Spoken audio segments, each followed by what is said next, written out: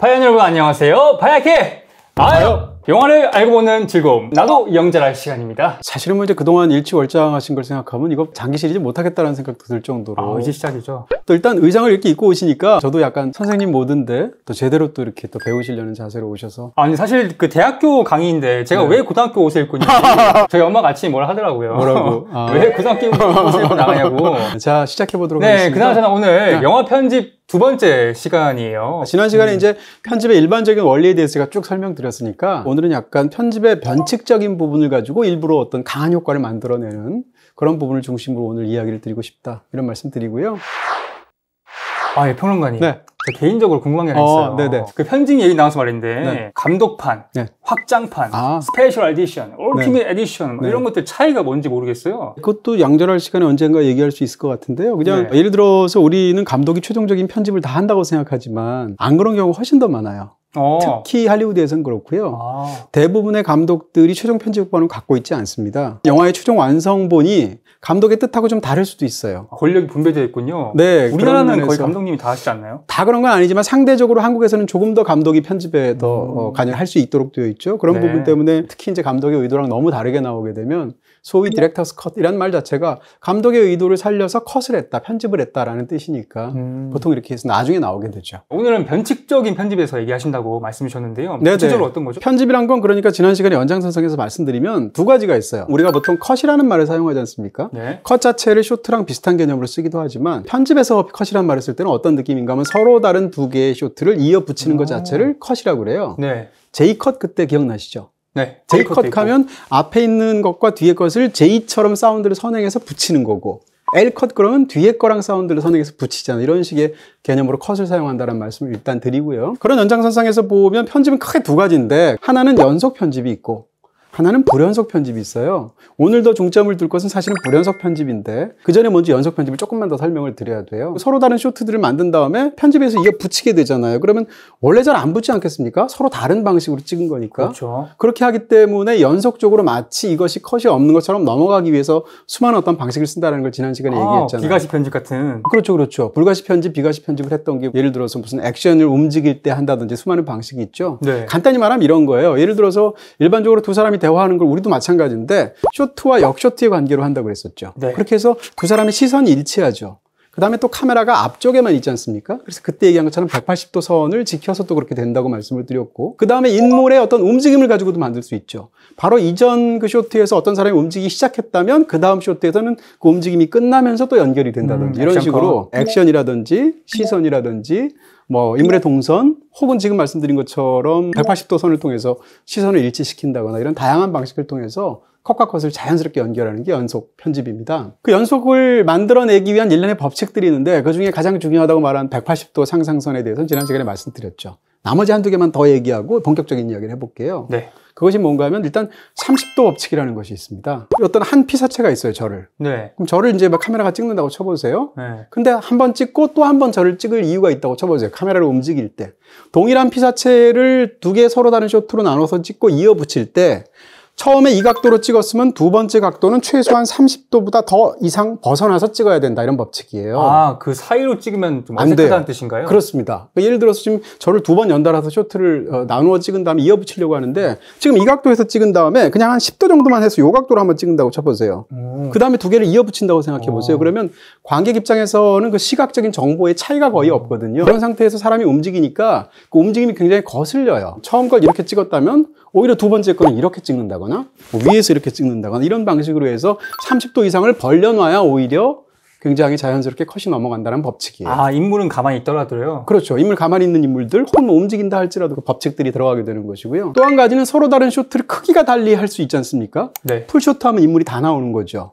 그 다음에 무슨 뭐 미디엄 쇼트, 클로즈업 쇼트가 있잖아요. 한 인물을 두 개의 다른 쇼트로 이어 붙이려서 촬영을 하려고 했을 때 어떤 법칙이 있냐면 크기를 달리할 경우에 단계를 많이 차이를 두어야 자연스럽다라는 법칙이 있어요. 최소한 2단계 이상. 네, 그렇습니다. 그게 무슨 얘기인가 하면 예를 들면 단계에도 나누긴 나름이지만 한 인물을 처음부터 머리부터 발끝까지 찍는 것을 풀숏이라고 하잖아요. 그 다음에 무릎에서 자를 수 있잖아요. 보통 이제 아메리칸 미디엄 숏이라고 하는 또는 허리에서 자를 수도 있잖아요. 가슴에 자를 수도 있고 목 밑에서 자를 수도 있겠죠. 이럴 때 만약에 처음엔 저를 풀샷으로 찍었어요. 또 촬영하려고 하면 그 다음 숏은 무릎에서 자르는 숏보다는 허리에서 자르는 숏으로 이어붙이면 훨씬 더 자연스럽다라는 법칙이에요. 크기가 별로 다르지 않은 두 개의 숏을 붙여버리게 되면 거슬리군요. 네, 굉장히 거슬려서 연속 편집이 잘 안 되는 거예요. 그런 부분에서 우리가 이제 화면에서 동일한 인물들을 그 사람의 말을 길게 하거나 행동을 길게 할 때 편집하는 방식을 보시고 숏의 어떤 사이즈, 프레임의 사이즈 같은 걸 보시게 되면 지금 말씀드린 것처럼 이렇게 차이가 어느 정도 나도록 해서 붙이는 방식으로 편집을 하죠. 자, 이렇게 해서 그러면 편집에 관한 연속 편집을 제가 말씀드렸잖아요. 연속 편집이 있다는 얘기는 불연속 편집이 있다는 뜻이잖아요. 네. 이 두 가지를 나누려고 그러는데 연속 편집이 되는 컷, 보통 뭐라고 하냐면 광의의 개념으로 매치 컷이란 말을 써요. 매치란 말이 서로 이렇게 매칭시킨다는 얘기니까 매치 컷이 아닌 나머지 컷, 불연속 컷, 다시 말해서 연속적으로 잘 이어지지 않기 때문에 뭔가 이상하고 어법이 틀린 것 같고 어색하고 이런 것들이 있어요. 이거를 뭐라고 하냐면 여러분들이 많이 들어보셨던 점프 컷입니다. 약간 툭툭 끊기는. 네, 점프라는 얘기는 시간을 점프했거나 네. 공간을 점프했다는 뜻이거든요. 그래서 뭔가 어색한 그런 부분들인데 현대의 수많은 영상들은 이걸 일부러 공략하는 경우도 있어요. 오늘 이제 그런 걸 말씀드리려고 하는 게 핵심인데요. 자, 먼저 연속 편집 중에서 지난 시간에 말씀드리지 못했던 굉장히 극적인 촬영과 그것에 따른 편집 방식을 보여주는 아주 영화사에서 뛰어난 몇몇 장면들을 보시면서 이 매치 컷의 가장 드라마틱한 경우를 보여드리려고 하는데요. 먼저 보여드릴 것은 2001년 스페이스 오디세이입니다. 야, 68년에 나온 영화인데. 네, 이 영화는 정말 SF사에 나온 뭐 걸작 중에 걸작인데 매치 컷을 만들기 위해서 앞에 쇼트가 있고 뒤에 쇼트가 있죠. 이 두 쇼트 사이를 뭔가 연결하는 강력한 공통점, 내적인 논리가 있어야 돼요. 예를 들어서 무슨 공간이라거나 시간이라거나 혹은 운동의 방향이라거나 아니면 거기 등장하는 소품의 형태라거나 크기라거나 뭐 이런 것들이에요. 자, 그런 것들 보여준 방식인데요. 자, 일단 보도록 하겠습니다. 이게 2001년 스페이스 오디세이가 이제 미래의 세계를 다루기 직전에 과거를 먼저 보여주거든요. 인류 문명 사전체를 보여주는 건데 거기서 인류의 그 전 단계였던 그 유인원이 자기가 적들과 싸울 때 무기로 사용했던 뼈를 공중에 던지는 장면이 있습니다. 네. 자, 어떻게 되는지 한번 보도록 하겠습니다. 뼈다구가 올라가서. 네, 던졌죠. 이건 무기로 사용했던 건데 그것이 하늘을 유영하는 순간 네, 컷을 바꾸어서 우주선이 됐어요. 우주선을 바꿨습니다. 이러면서 이후로부터 이제 뒤 얘기는 하나도 안 하고 이제 미래 얘기만 나오는 건데요. 이거 하나로 지금 수천 년 지난 거예요? 그렇습니다. 수천 년이 아니죠. 수십만 년에서 수백만 년이 지나간 건데. 예. 네, 그렇게 생각하면 이것이 영화만이 보여줄 수 있는 어떤 마법 같은 건데 편집을 통해서 시간을 뛰어넘어 버리는 거죠. 매치 컷의 가장 화려한 케이스인데 이것이 어떻게 연결이 되나를 생각하면 일부러 우주선 모양을 예를 들면 길쭉한 모양의 우주선이죠. 네. 뼈도 길쭉하지 않습니까? 네. 그러니까 극 중에 등장하는 피사체의 모양이 비슷한 거예요. 그걸 통해서 매칭을 바꿔주니까 이 편집이 자연스럽게 연결이 돼서 매치 컷이 되는 거고요. 또 한 가지는 던져서 밑으로 떨어지게 되는 뼈다귀의 움직임과 마침 또 우주 공간을 미끄러지는 우주선의 움직임이 또 연결이 되죠. 그러니까 이것은 또 이제 액션 매치 컷이 되는 거거든요. 모양이 같아서 일치시키는 비주얼 매치 컷과 행동이 같아서 일치가 되는 액션 매치 컷을 둘 다 활용한 그런 굉장히 멋진 케이스고요. 네. 얼마 전에 그 설명하셨던 퍼스트 카우에 소랑 그 배가 왔다 갔다 하는 것도 비슷한 건가요? 그렇죠. 거기서는 근데 이제 두 개의 쇼트를 그야말로 갖다 붙이지는 않죠. 그러니까 관객 입장에서는 편집이라기보다는 플롯 때문에 과거의 어떤 그 화물선을 이 소가 도착하는 뗏못을 연결하는 건데 어찌됐건 경우는 좀 다르지만 네. 내적인 논리로 이 쇼트가 붙는 것은 그런 이유라고 할 수 있습니다. 자, 이런 매치 컷의 또 다른 또 굉장히 멋진 또 영화사에 남는 너무나 훌륭한 장면이 있는데요. 바로 알프레드 히치콕의 사이코예요. 히치콕 빠질 수 없죠. 사이코의 그 비주얼 매치 컷이 어떻게 되는지 한번 보도록 하겠습니다. 네.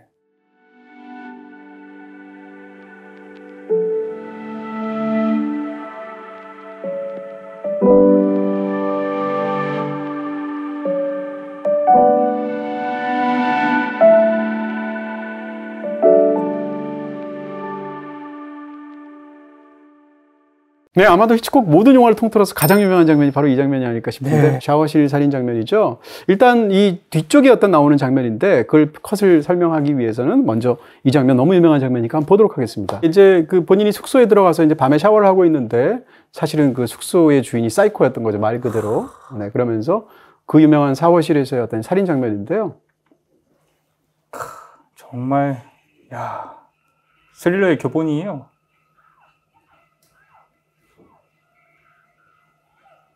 네, 이게 다양한 촬영과 편집만으로 이 스릴을 만들어내는 건데 이 장면을 가만 나중에 돌이켜서 생각해보면 칼이 몸에 닿는 장면이 하나도 없어요. 실제로 찌르는 장면을 영화에서 촬영을 하지 않죠. 다만 이런 굉장한 아주 빠른 그런 편집과 독특한 촬영과 무엇보다도 이 음악 있지 않습니까? 굉장히 이제 유명한 버나드 허만의 그 음악을 깔면서 이 끔찍한 장면 속에서 살인이 되는 이 장면의 끝과 그 이후의 장면들이 연결하는 부분이 너무너무 유명한 매치컷이에요. 보여드리도록 할게요. 바로 이 장면일 텐데요. 인물이 이제 죽어가는 거죠. 너무 끔찍하지만 네, 저렇게 해서 쓰러지게 되고요. 이 장면을 보여줍니다. 그럼 몸이 난자당했으니까 피가 흘러나오지 않겠어요? 자, 이게 수채구멍으로 들어갑니다. 샤워실이니까. 수채구멍은 당연히 동그랄 텐데요. 이 상황에서 물이 지금 이렇게 회전을 하고 있죠. 반시계 방향 소용돌이를 그리고 있고 이 장면에서 영화사상 너무나 유명한 매치컷입니다. 절묘하네요. 네, 그 상황에서 이번엔 정반대로 둥그스름한 인물의 그 눈동자로부터 시작해서 카메라는 반대 방향으로 돌죠. 이번에는 그러니까 시계 방향으로 돌게 되죠. 그러면서 인물을 보여주게 되는데 이게 완전히 천천히 다 돌고 나면 사실은 샤워실에 살해를 당해서 죽은 그녀의 모습이 보이게 됩니다. 이렇게 해서 두 장면이 연결한 거죠. 이 사이에는 시간 사이에 어떤 전이가 있었던 거잖아요. 이렇게 보면 사실은 굉장히 섬뜩한 장면으로 이 장면이. 이게 이제 비주얼 매치컷에 어떻게 생각하면 가장 유명한. 이게 가능하기 위해서는 수채구멍 모양이 일단 동그래야 되고요. 그 다음에 거기에 맞춰서 인물의 눈동자가 동그랗죠. 그러니까 어떻게 생각하면 피사체의 특정한 부위의 형태가 같은 거죠. 그걸 통해서 이 컷이 연결이 되는 건데 사실은 이 장면에서 우리가 이제 샤워실에서 난자당하는 어떤 사람을 볼 때 공포영화를 보면서 끔찍하지만 다른 한편으로는 그것을 관음증적으로 즐기는 부분이 있단 말이에요. 근데 그렇게 그 사람들이 그것을 계속 따라가고서 수채구멍이 흘러들어가는 그 피까지 보게 되는데 정작 그 매치컷에서 그 다음 보는 것은 자기의 죽어가는 것을 관음증적으로 훔쳐봤던 관객들을 비난이라도 하듯이 반성하게 하는 네, 정면으로 그것을 바라보는 이 주인공인 자넨 리의 눈으로 매치컷을 하거든요. 그러니까 어떻게 보면 관음증을 즐기도록 제공한 것처럼 보이지만 사실은 그것을 굉장히 매섭게 비판하는 그런 것으로 보일 수 있는 굉장히 훌륭한 그런 장면들의 연출과 편집이었던 것이죠. 괜히 미안해지는 것 같아요, 주인공한테. 그럴 수 있죠. 사실은 이 영화 속에서 그런 부분들이 여러 가지 있어요. 스릴러를 볼 때 인물들은 사실은 우리 관객들 입장에서는 약간 공범이 되다시피 해서 범죄를 응원하는 것 같은 아주 이상한 마음이 생기게 되는데 그것을 흠칫흠칫하게 만들어주는 장면들이 사실 사이코에 여러 번 있습니다. 어쨌건 굉장히 멋지게 보여주는 그런 영화사상 손꼽을 정도로 뛰어난 그런 비주얼 매치컷 중에 하나였습니다. 네, 한국에서 이런 어떤 비주얼 매치컷을 가장 멋지고 화려하게 구사하는 감독이 제가 볼 때 박찬욱 감독인 것 같아요. 그중에서 이제 스토커라는 영화인데요. 편집에 관해서 이렇게 화려하게 구사하면서 너무나 멋지고 우아하게 그런 것을 배우고 싶을 때 촬영과 편집을 어떻게 해야 되는지 약간 보고 공부해도 좋을 것 같은 그런 작품이라고 생각하는데요. 그중에서 이제 주인공인 인디아라는 이 아이가 한 번도 얼굴은 본 적이 없지만 삼촌이 매해 운동화 선물을 보내오게 됩니다. 그러니까 1년씩 서로 다른 선물을 받게 되는데 그 과정의 세월을 어떻게 이 매치컷을 연결하는지를 보여드리도록 하겠습니다. 네, 이 상황에서 보시게 되면 이제 이번에 받은 그 운동화인 거죠. 이 상황에서 잘 보시면 네, 약간의 디절브를 통해서 그 전에 네, 이런 식으로 해서 계속 바뀌게 되는데 이게 사실 공간이 같고 운동화라는 오브제가 같아서 그렇지 이때마다 지금 1년씩 뒤로 가고 있는 거죠. 크기가 작아지네요. 네, 왜냐면 어렸을 때는 발이 작았을 테니까. 그러니까 이런 연속적인 장면을 통해서 쉽게 얘기하면 신발을 계속 1년에 한 번씩 받아온 10수년의 세월이 후루룩 가도록 영화에서 지금 묘사를 한 거예요. 아름답다 진짜. 네, 그렇죠. 그래서 마지막에는 그것이 여태까지 받은 운동화들을 다 보여주게 되는데 비주얼 매치컷의 굉장히 화려한 것을 통해서 그동안에 무슨 일이 있었는지를 한꺼번에 보여주는 거죠. 자, 뒤의 장면도 마찬가지입니다. 사실은 이 영화 속에 이제 이런 식의 편집 방식이 굉장히 많은데요. 네, 이 장면도 마찬가지입니다. 이 계란은 굉장히 동그랗지 않습니까? 네, 보이시죠? 눈으로. 네, 아까 그 사이코하고 굉장히 비슷하죠? 네. 이런 방식으로 이 계란의 동그란 부분과 인디아의 둥근 눈을 또 매치를 해서 장면이 넘어가는 이런 또 굉장히 화려한 편집 방식을 보여주고 있는 거죠. 정말 리드미컬하고 네. 아름다운 영화예요. 근데 그렇게 하기 위해서 애초에 촬영할 때부터 두 개를 맞춰야 되는 거예요. 계란의 위치는 여기 있는데 눈의 네. 위치가 여기 있다고 한번 생각해 보세요. 두 얼굴이. 그렇게 되면은 그런 매칭이 잘 안 되겠죠. 이런 식으로 촬영과 편집이 긴밀하게 조응을 해서 그 단계에서부터 이런 것들이 이루어지게 되는 것이죠. 박찬욱 감독은 아까 그 스토커도 결정적인 장면이 그런데 네. 이 올드보이 역시 이제 굉장히 교차 편집이 화려한데 마지막 순간이 되면 이 주인공이 어떤 그 트라우마를 보여주게 되는 누나가 자기 눈앞에서 자기가 누나를 구해내지 못하고 죽게 되지 않습니까? 그럼 과거의 사건과 그것을 떠올리면서 현재에서 엘리베이터 안에서 극단적인 선택을 하는 이 우진의 상태를 연결하는 방식을 한번 보여드리도록 하겠습니다. 힘이 붙이니까 결국 이제 누나의 손을 놓을 수밖에 없는 그런 절박한 상황이 되고요. 누나는 마지막에 말을 남기게 되죠.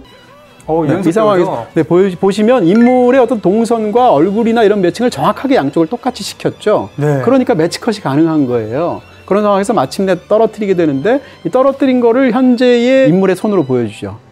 그러면서 이제 말하자면 과거와 현재 사이로 왔다 갔다 하는 그런 편집을 보여주는 건데 이 상황에서 손가락을 마치 권총을 당기듯이 하고 이 엄지손가락 같은 거 보세요. 네, 방아쇠를 마치 당겨서 쏘는 신용을 하면 현재에 맞아서 죽는 거죠. 당기는 것까지. 그렇죠. 이 경우는 앞에 그 과거 속으로 들어간 현재 인물이 손가락으로 마치 총처럼 보여주고 그 다음에 그 과거에서 당겼던 결과로 현재에서 총을 맞아서 죽는 장면으로 행위로 일치시킨 거잖아요.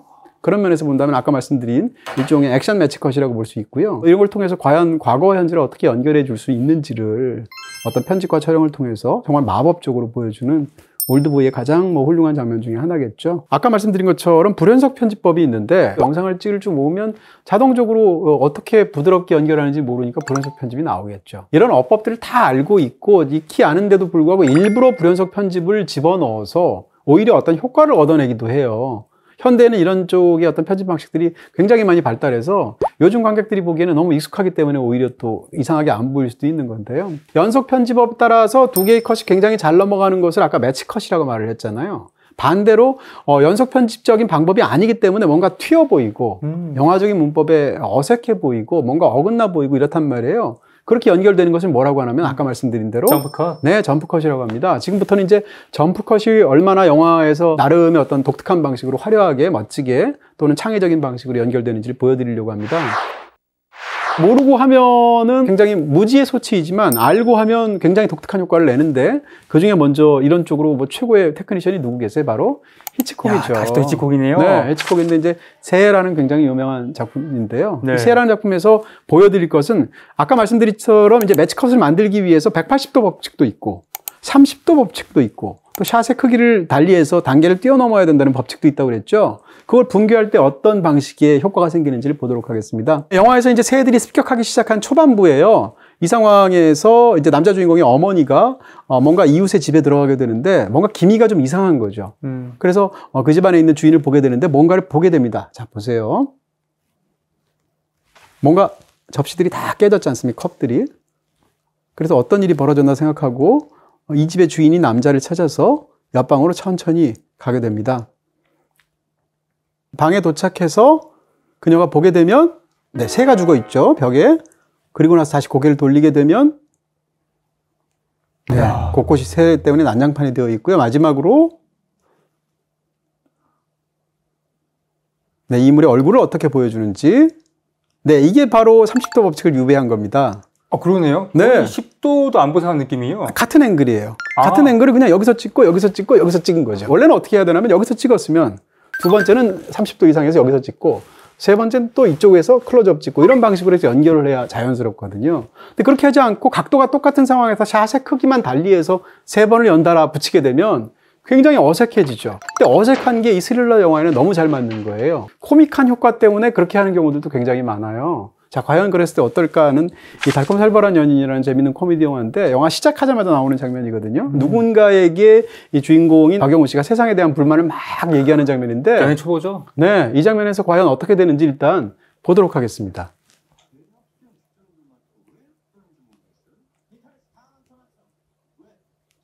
네, 나왔다. 지금 이 상황에서는 대사가 그대로 다 이어지고 있습니다. 부드럽게. 사운드는 문제가 없는데 샷의 크기나 뭐라 이런 것이 미세한 변화가 있고 그것을 계속 지금 보면 컷이 바뀌는 순간은 우리한테 인지하도록 일부러 찍고 있지 않습니까? 그것을 이렇게 연결함으로 인해서 이 장면이 굉장히 독특하게 툭툭툭 끊어지는 느낌을 주면서 리드미컬하게 오히려 코믹한 장면을 만들어내는 것이죠. 꽁트 같아요. 네, 그렇죠. 그래서 이 사실은 이제는 이런 방식들도 굉장히 많이 쓰게 되는데 30도 법칙을 어겼어요. 샷의 크기를 바꾼다는 법칙도 어긴 거예요. 아까 말씀드린 대로 프레임의 크기가 달라지긴 다니는데 이게 별로 차이가 안 나요, 지금. 비슷하더라고요. 네, 비슷하기 때문에 오히려 튀는 거예요. 아까 말씀드린 대로 이 영화에서의 촬영은 일부러 각도는 항상 이쪽 각도로만 찍고 그 다음에 샷의 크기도 조금씩만 다르게 만들고 이런 방식으로 해서 연결을 함으로 인해서 사운드는 그대로 계속 무르르 흐르고 있는데 장면들은 계속 튀는 거죠.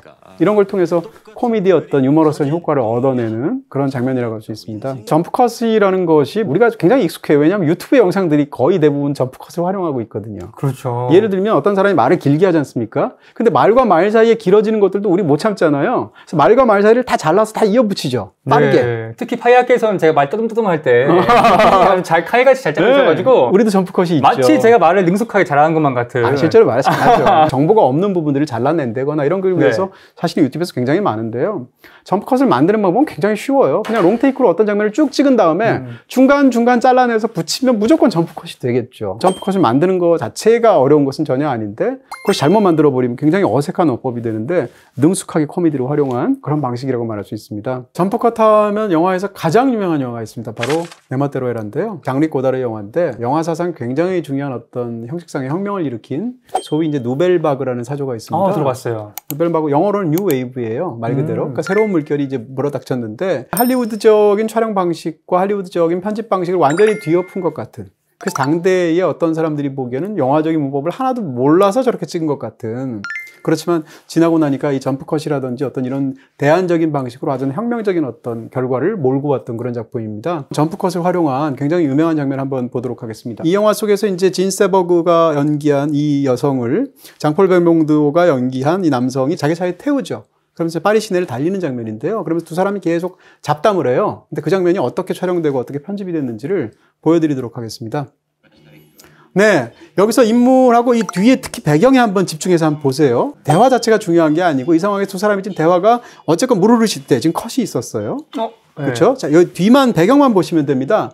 배경으로 또 컷이 있었죠, 지금. 이런 방식으로 두 사람이 대화를 하는데 계속 어떤 식으로든 이 컷을 집어넣어서 점프 컷을 만드는 거죠. 네, 공간이 또 바뀌었죠?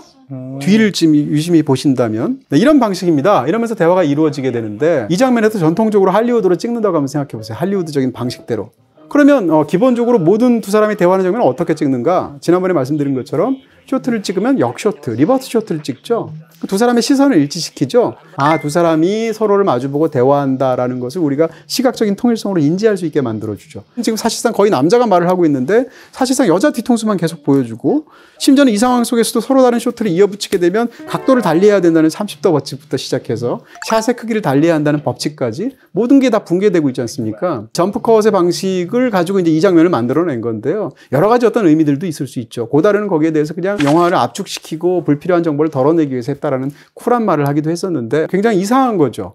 영화에서 보면 중요한 정보는 하나도 장면이 보여주는 것 같지 않고 컷과 컷이 연결할 때 공간들은 계속 튀고 대사는 또 계속 이어지기도 하고 인물은 변화도 없고 이러니까 할리우드 어법들 같은 것들을 스스로 다 일부러 다 어기고 있는 거예요. 그러면서 어떤 맥락들을 만들어냈던 점프컷을 생각한다면 제일 먼저 떠오르는 그런 1959년도 고다르의 내 멋대로 해라를 보셨습니다. 한국 영화 역사에서도 이 점프컷이 너무 큰 반향을 불러일으킨 적이 있어요. 바로 공포영화에서 효과를 극대화한 여고괴담인데요. 어렸을 때는 정말 기절했어요.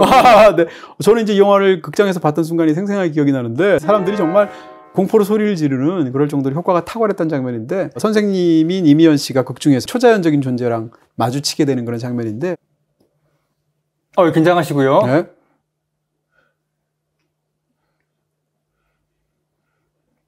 자, 나옵니다. 예. 총 4번인가요? 땅땅땅땅. 더군다나 이제 사운드까지 매칭을 시키지 않습니까? 사실은 촬영은 굉장히 쉬운 일이죠. 이것이 인물이 그냥 걸어오면 안 무서운 건데 그걸 단절을 시켜서 그 정지 화면들을 서로 연결을 해버리니까 점프컷이 되잖아요. 일부러 정지된 상태에서 연결을 해서 이런 식의 공포적인 효과를 확 들이밀듯이 보여주는 거죠. 그런 부분에서 점프컷을 장르 영화에서 얼마나 활용할 수 있는지를 보여주는 그런 유명한 장면이었습니다. 이게 일본 야쿠자 영화죠? 그렇습니다. 뭐 소나티네인데 저 기타노 다케시 최고작이 아닌가 싶고요. 90년대 기타노 다케시 인기는 굉장했었죠. 우리 식으로 얘기하면 이제 깡패 영화, 조폭 영화인데 이 속에서 이제 기타노 다케시 액션 장면들을 보면 뭔가 굉장히 이상하면서 너무 강렬하고 기타노 다케시만의 어떤 인장이 담겨 있는 것 같은 그런 방식이 있는데 이 상당 부분이 촬영과 편집에서 나와요. 근데 일단 여러분들이 어떤 느낌인지를 먼저 기타노 다케시의 이 좁은 그 바 안에서 총격전이 벌어지는 장면인데 한 1분밖에 안 되는 거니까 일단 한번 보시도록 하겠습니다. 기타노 다케시죠. 이 상황에서 뭔가 이상한 낌새가 있지 않을까 혹은 킬러가 아닐까라는 것을 계속 신경을 쓰고 있어요. 그중에 남자 셋이 들어오니까 혹시 저놈들이 아닐까라고 쳐다보는 거죠. 네, 보고 있죠. 이 상황에서 그가 보고 있는 세 남자 그냥 들어온 사람이고요. 이어서 보세요.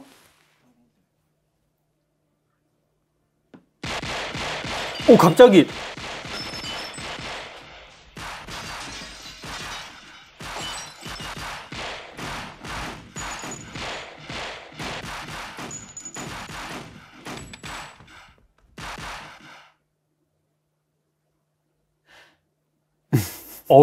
심장 멎는 줄 알았어요. 네, 전광석화 같은 장면인데 이게 왜 약간 이상한 느낌이 들잖아요. 그러면서 굉장히 뭐가 강렬한 느낌이 드는데 이게 사실은 일반적인 어법하고 굉장히 벗어나 있거든요. 편집이나 이런 방식에서. 그래서 더 무서운 것 같아요. 네, 바로 그래서 어떤 선득한 느낌을 드는데 그걸 조금만 더 다시 한번 제가 설명해 보도록 하겠습니다. 쇼트와 쇼트가 어떻게 연결이 되는가라는 건데 여기서 이제 시선으로 연결되니까 자연스럽긴 해요. 근데 여기서 보시게 되면 인물을 쳐다보지 않습니까? 그럼 쳐다보는 대상이 나오죠. 근데 이 남자들은 아닌 것으로 판명이 됐어요. 그러니까 안심을 하고 기타노 다케시가 바로 그 다음 장면에 이 장면 한번 지금 연결을 보시면 눈치채셨는지 모르겠으나 인물을 단독샷으로 조금 전에 혼자서 고개를 이렇게 돌리는 걸 보여줬죠. 네. 그리고 이 다음에 이걸 보여주지 않습니까? 원래 이 컷을 어디서 해야 되냐면 인물이 이렇게 보다가 아니지 않습니까? 그럼 이 상황에서 고개를 이렇게 돌리기 시작할 때 여기서 컷을 해야 돼요. 약간 액션 컷 느낌으로? 네. 그 다음에 이제 훨씬 더 넓은 사이즈로 이 장면을 보여주게 되면 액션이 완료된 상태에서 이렇게 되면 되는 거죠. 무슨 말인지 알겠죠? 그러니까 앞에서는 돌릴 때 시작해서 컷을 하고 여기선 동작이 거의 완료될 때 끝부분을 보여주면 되는 거예요. 근데 흥미롭게도 기타노 다케시의 컷 타이밍이 굉장히 이상하죠. 고개를 돌리면 완료된 상태에서 컷이 넘어가지 않습니까? 완료된 상태에서 총격전이 벌어지고 이러니까 이 상황이 굉장히 이상하죠. 그런 상태에서 이제 총격전이 벌어지는데 총격전도 그렇습니다. 총을 꺼내드는 모습이나 일어서는 모습 같은 걸 넣어주고 컷을 연결해야 되는데 그게 아니라 뭐라고 할까? 액션의 한 중간에서 그 양쪽을 연결해 버리기 때문에 서로 정지된 상태에서 서로를 상대를 향해서 총을 쏘는 샷들끼리 연결이 되지 않습니까? 심지어는 은폐와 엄폐도 하지 않고 총을 쏘고 있기 때문에 이 관계가 굉장히 이상한 어떤 느낌을 주게 되고 마치 죽음 앞에서 자기 몸을 던져서 죽어도 상관없는 것 같고 심지어는 인물들의 표정도 아무런 표정 없이 무표정으로 연기를 하지 않습니까? 이 모든 것이 결합이 돼서 분명히 총격전은 우리는 야쿠자 영화를 수도 없이 봤을 거고 한국 조폭 영화도 많이 보고 미국의 갱스터도 많이 봤을 것 같은데 굉장히 이상한 것 같은 선득한 느낌을 기타노 다케시 영화가 주게 되죠. 이런 것들은 말씀드린 것처럼 기본적으로 편집 타이밍이나 이런 데서 오기도 하고 촬영 방식이 굉장히 독특하기 때문이기도 해요. 야, 이렇게 하니까 진짜 냉혈한데 같아요. 그쵸? 예, 피눈물도 없는. 그러니까요. 거기다가 이제 배우의 연기법까지 이렇게 붙여서 그런 것인데 그런 부분에서 기타노 다케시의 액션 장면들이 왜 우리한테 굉장히 다른 느낌을 주는가에 대한 한 가지 이유를 편집에 의거해서 여러분께 설명을 드렸습니다. 콘텐츠의 바다 오션. 네, 이렇게 해서 오늘은 이제 연속 편집 그리고 또 불연속 편집을 통해서 이제 매치 컷과 또 점프 컷에 대해서 다양한 사례들을 구체적으로 영화에서 어떻게 적용됐는지 여러분께 설명드렸습니다. 오늘 나도 영자를 편집 두 번째 시간에서 곁으로 소개한 8개 영화들은 모두 BTV에서 보실 수 있습니다. 모든 파이언 여러분들이 영자를 되는 그날까지 파이어 타임! 파이어!